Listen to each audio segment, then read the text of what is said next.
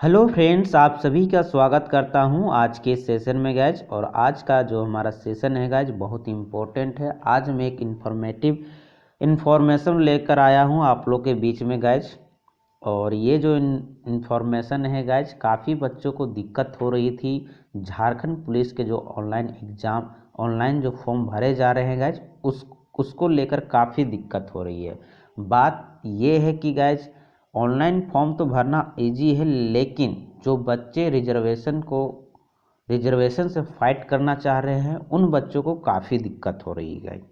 वे बच्चे बार बार कमेंट कर रहे हैं कि सर एक वीडियो बना दिया जाए कि जो हमारा डॉक्यूमेंट है, कास्ट डॉक्यूमेंट, रेसिडेंशियल सर्टिफिकेट, ये कब तक का मांगा जा रहा है गाइज। ये काफ़ी कमेंट आएगा गाइज। उन्हीं को ध्यान में रखते हुए मैं आज का ये वीडियो बना रहा हूँ उन बच्चों के लिए जो ओबीसी कैटेगरी से बिलोंग करते हैं गाइज। ठीक है, आगे आने वाले वीडियो में मैं, अगर आप लोग कमेंट कीजिएगा तो SC ST से जो बिलोंग करते हैं उन पर भी वीडियो बना दूंगा। खास करके आज का जो है ओबीसी बच्चों के लिए, जो ओबीसी के बच्चे थे वो काफ़ी कमेंट किए थे, इसीलिए मैं उनके लिए ये वीडियो बना रहा हूँ।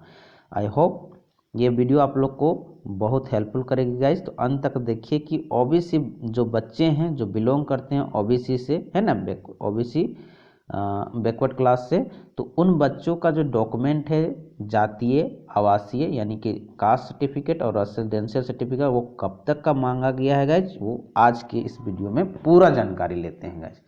तो पहला पैरा है गाइज, जैसा कि आप देख पा रहे हैं, झारखंड राज्य के अत्यंत पिछड़ा वर्ग सूची 1 एवं पिछड़ा वर्ग जो अनुसूची 2 के संदर्भ में दिनांक 29/8/2012 को अथवा इसके पश्चात उपायुक्त अथवा अनुमंडल पदाधिकारी के स्तर से निर्गत गैर क्रीमी लेयर जाति प्रमाण पत्र जिसका मानक प्रपत्र परिशिष्ट 4 पर आधारित है मान्य होगी। कहने का मतलब है दोस्तों, वैसे बच्चे जिनका जो डॉक्यूमेंट जो है ओबीसी का वो अगर निर्गत हुआ है यानी इशू हो चुका है 29/8/2012 के बाद से, है ना, 29/8/2012 याद रखिएगा, डेट बहुत इंपॉर्टेंट है। 29/8/2012 के बाद का अगर कोई डॉक्यूमेंट बना हुआ है ओबीसी सर्टिफिकेट DC लेवल का या तो सब डिविजनल लेवल का, तो वो गाइज मान्य होगा। और आपका प्रपत्र कितना में होना चाहिए, प्रपत्र परिशिष्ट 4 पर धारित होना चाहिए, वो मान्य हो जाएगा, चाहे BC 1 से आए चाहे BC 2 से आए। लेबल याद रखिएगा, लेबल बहुत इंपॉर्टेंट है, अनुमंडल का होना चाहिए या तो DC का होना चाहिए। 29/8/2012 के पश्चात का इश्यू होना चाहिए ओबीसी सर्टिफिकेट। समझ गए? चलिए नेक्स्ट पैरा को देख लेते हैं गाइज। किंतु जाति प्रमाण पत्र की वैधता समाप्त होने की स्थिति में संबंधित अभ्यर्थियों का कार्मिक प्रशासनिक सुधार तथा राजभाषा विभाग के पत्रांक 1754 दिनांक 25/2/2019 के अधीन प्रपत्र 15 में गैर क्रीमिलियर स्वघोषणा पत्र समर्पित करना अनिवार्य होगा जिसका मानक प्रपत्र परिशिष्ट 5 पर आधारित है। देखिएगा, अगर आप लोग का जो है ये डेट जो दिया था 29/8/2012, अगर वो डेट फेल हो जाता है तो गाइज एक प्रपत्र है 15 गैर क्रीमिलियर स्वघोषणा प्रपत्र आपको समर्पित करना पड़ेगा 25/2/2019 से संदर्भ में। ये पत्रांक हो गया और प्रपत्र 15 में है और उसमें आप लोग को स्वघोषणा प्रपत्र समर्पित करके आप लोग को देना पड़ जाएगा अगर समाप्त हो चुका है वैधता, यानी कि डॉक्यूमेंट की जो वैलिडिटी है समाप्त हो चुकी है, जो अनुमंडल और DC लेवल का निकला हुआ है तो गाइज। ठीक है, ये कहने का मतलब यही है। अगला देख लेते हैं गाइज। अगला पैरा बोलता है, पैरा नंबर 2 आपका है, कार्मिक प्रशासनिक सुधार तथा राजभाषा विभाग के पत्रांक 1754 दिनांक 25/2/2019 को अथवा उसके पश्चात अंचलाधिकारी के स्तर से निर्गत जाति प्रमाण पत्र जिनका मानक प्रपत्र परिशिष्ट 4 पर आधारित है मान्य होगी। दूसरा क्या बोलता है कि अगर गाइज आपका लेवल अंचला अधिकारी यानी CO लेवल का जाति प्रमाण पत्र निर्गत हुआ है तो वो 25/2/2019 या इसके बाद का होना चाहिए, तभी आप एलिजिबल होंगे अपने रिजर्वेशन यानी कि OBC कैटेगरी से फाइट कर सकते हैं। OBC कैटेगरी इसे फाइट करने के लिए जो आपका जातीय प्रमाण पत्र होना चाहिए, यानी कास्ट सर्टिफिकेट बना होना चाहिए, वो 25/2/2019 के बाद का होना चाहिए। और किस लेवल का? अंचला अधिकारी लेवल का, ठीक है, यानी कि CO लेवल वाला बोल रहा है। 25/2/2019 के बाद का होना चाहिए। चलिए नेक्स्ट देख लेते। तो ये था OBC सर्टिफिकेट से रिलेटेड इंफॉर्मेशन गाइज, ठीक है।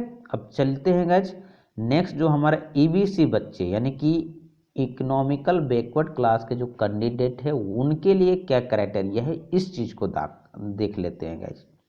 उनके लिए ये जो फॉर्म निकला है गाइज, उसमें क्या कहा गया है, क्या जो आपका इंफॉर्मेशन दिया गया है वो उस चीज़ को देख लीजिए, क्राइटेरिया क्या दिया गया है EBC बच्चों के लिए।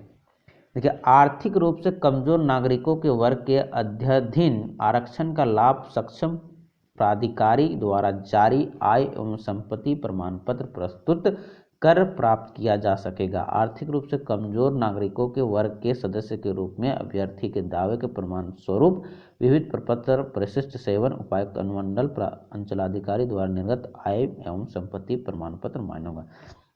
कुल मिलाकर कहें तो गाइज इसमें कहा गया है कि अगर आप EBC से फाइट करते हैं, इकोनॉमिकल बैकवर्ड क्लास से फाइट करते हैं, इस कोटे को आप लेना चाहते हैं, तो आपके पास आय एवं संपत्ति प्रमाण होना जरूरी है गाइज। और वो किस लेवल का होना चाहिए? या तो आपका उपायुक्त लेवल का होना चाहिए, या तो आपका अनुमंडल पदाधिकारी का होना चाहिए, या अंचला अधिकारी का होना चाहिए। ये जो आय एवं संपत्ति प्रमाण पत्र रहता है, ये तीनों लेवल में से अगर किसी एक लेवल से आपका निर्गत हुआ है यानी इशू हुआ है, तो आप अच्छी तरीके से EBC कोटे से फाइट कर सकते हैं, ठीक है। आई होप आप समझ गए होंगे गाइस। चलिए नेक्स्ट देख लेते हैं।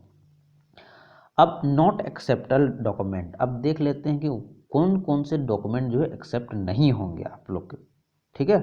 चलिए अगला जो है देख लिए, पहला पैरा में बोलता है गाइस, दिनांक 25/2/2019 के पूर्व अंचलाधिकारी के स्तर से निर्गत अथवा परिशिष्ट में अंकित प्रपत्र से भिन्न प्रपत्र में अंचलाधिकारी के स्तर से निर्गत जाति प्रमाण पत्र या आय एवं संपत्ति प्रमाण पत्र मान्य होगा। कहने का तात्पर्य हुआ गया कि अगर अंचलाधिकारी स्तर से आपका 25/2/2019 से पूर्व अगर जाति प्रमाण पत्र निर्गत हुआ है तो वो मान्य नहीं होगा, या जाति प्रमाण पत्र के साथ साथ अगर आय प्रमाण पत्र या संपत्ति प्रमाण पत्र भी निर्गत हुआ है गाइज अंचलाधिकारी स्तर से, तो वो भी मान्य नहीं होगा।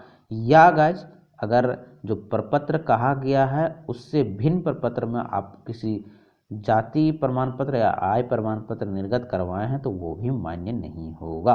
इस पैरा का कहने का मतलब यही रहा। चलिए नेक्स्ट पैरा की ओर देखते हैं गाइज। अगला जो पैरा है हमारा, परिशिष्ट में अंकित प्रपत्र से भिन्न प्रपत्र में निर्गत जाति प्रमाण पत्र या आय प्रमाण पत्र मान्य नहीं होगा।